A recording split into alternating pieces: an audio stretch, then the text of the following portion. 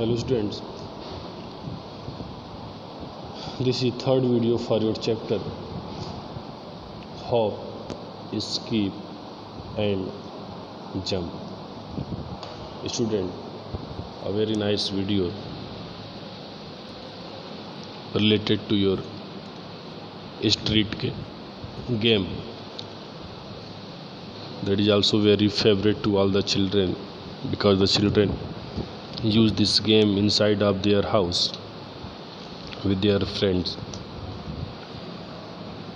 Now you see here, usually the first square is called earth, means earth, while the second to last square is the hole, means hell, and the last one is himmel, means heaven.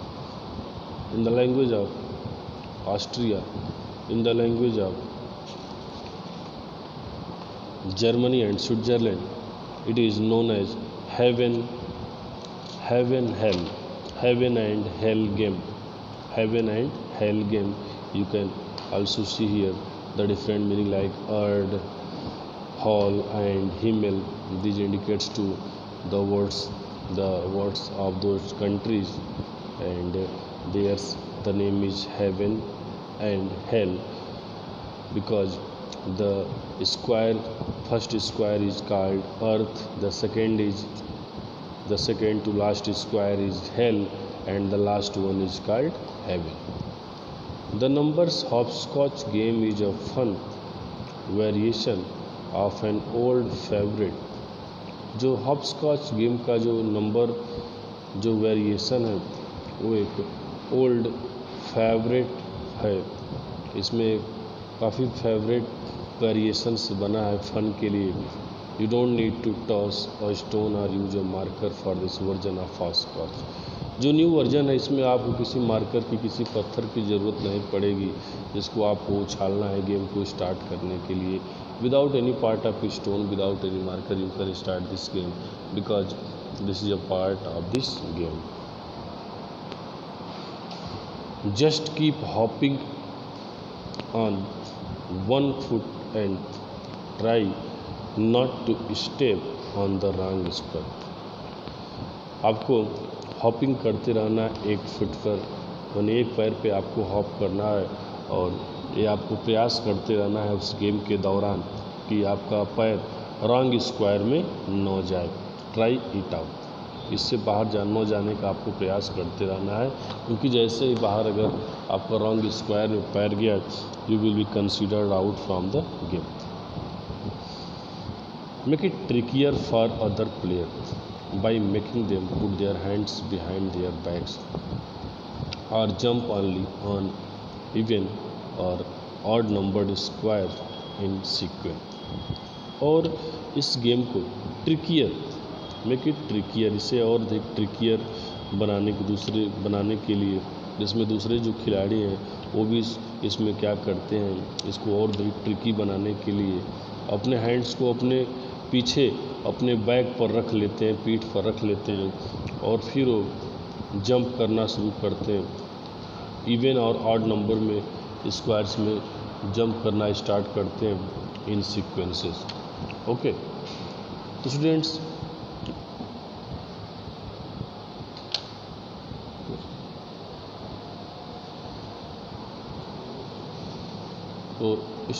This is the process to play this game, and here you can see the procedure that is given in this chapter, how to play numbers hopscotch. You see here things you need: chalk or space paved or set with flattened mud. जो एक चाक की ज़रूरत पड़ती है, फिर एक थोड़ी सी जगह की ज़रूरत पड़ती है. वो जगह पत्थर का भी हो सकता है या फिर मिट्टी का भी हो सकता है. स्टेप 1 क्या है? Make a grid of 12 squares on the ground. Ground पर 12 स्क्वायर का एक ग्रिड बनाना है. Squares of 2 by 2 feet are a good size. जो स्क्वायर्स बनेंगे वो 2 by 2 फीट के स्क्वायर्स अगर हों तो जंप करने के लिए गेम में एक अच्छा फील करने के लिए वो बेटर होता है। फिर स्टेप 2 को अब हम देखें। जो स्टेप 2 है इसमें क्या करना है,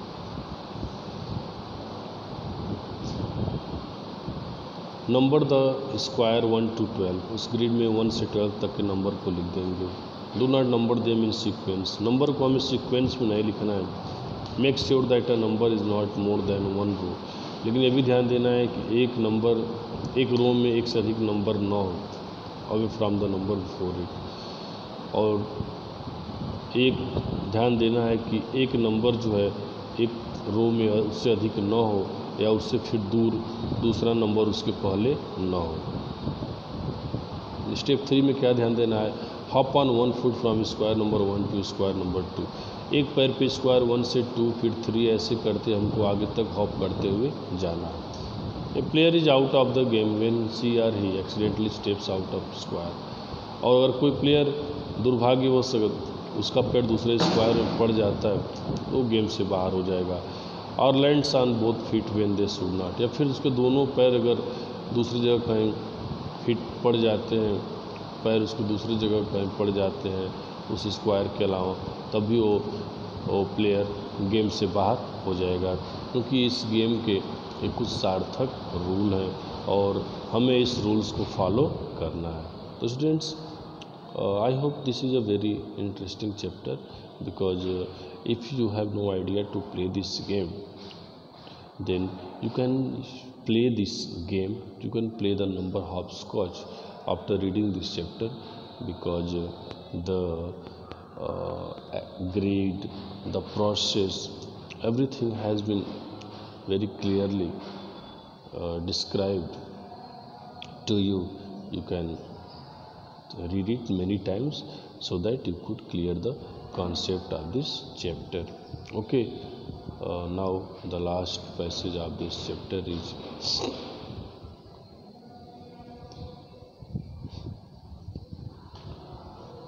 such traditional games act as learning aids। सच ट्रेडिशनल गेम क्या होते हैं? ट्रेडिशनल गेम को हम बोलते हैं पारंपरिक खेल, जो काफ़ी लंबे समय से हमारे यहाँ चलता रहा हो, जिसमें हमारे जो कह सकते हैं हमारे एंसेस्टर्स को, हमारे पूर्वजों के द्वारा से हमें प्राप्त हो, लंबे समय से हमारे देश की पहचान रही हो, उसको बोलते हैं ट्रेडिशनल गेम, पारंपरिक खेल। ठीक है ना? तो such traditional games act as learning aids. ये जो गेम होते हैं लर्निंग एड का भी काम करते हैं। बहुत सारी लर्निंग एड्स का इससे बेनिफिट मिलता है। They teach us many thing, और बहुत सी चीज़ों को वे हमको बताते हैं। To learn, to win and to lose. Learn के लिए, विन के लिए और लूज के लिए। To observe keenly and develop our sensory skill.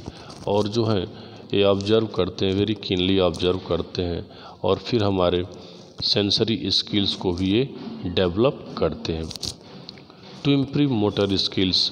Motor skills को इम्प्रूव करने के लिए, सेंसरी स्किल्स को डेवलप करने के लिए ये गेम हमारे लिए काफ़ी बेनिफिशियल होते हैं। एंड हैंड आई कोऑर्डिनेशन, और फिर हाथ और आँख का जो कोऑर्डिनेशन होता है, सह समन्वय होता है, उस कोऑर्डिनेशन के लिए भी। टू प्लान, कुछ योजना बनाने के लिए। एंड थिंक लॉजिकली, और कुछ लॉजिक जिस बात में हो ऐसा लॉजिकली सोचने के लिए भी ये हमारे लिए हेल्पफुल होता है। And last but not least to have fun, और लास्ट में आप कह सकते हैं कि अगर कुछ नहीं अगर हुआ, कोई प्लान नहीं बना, कोई लॉजिक नहीं बना, कोई सुधार नहीं हुआ, तो कम से कम फन तो हमें ज़रूर मिलता है, हमें मज़ा तो ज़रूर, आनंद तो ज़रूर आता है, इंटरटेनमेंट तो ज़रूर होता है। तो you can say that this traditional games is full of fun, full of different type of benefits to improve our life, to improve our physical quickness, to improve our mind, everything that is helpful to us we get from the game. It is also a good exercise for us, and to use this game children have a good entertainment in their free time.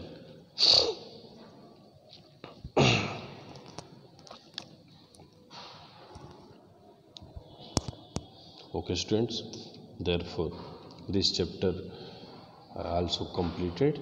Now in the next class, in the next video, we will complete the exercise of this chapter. Till then,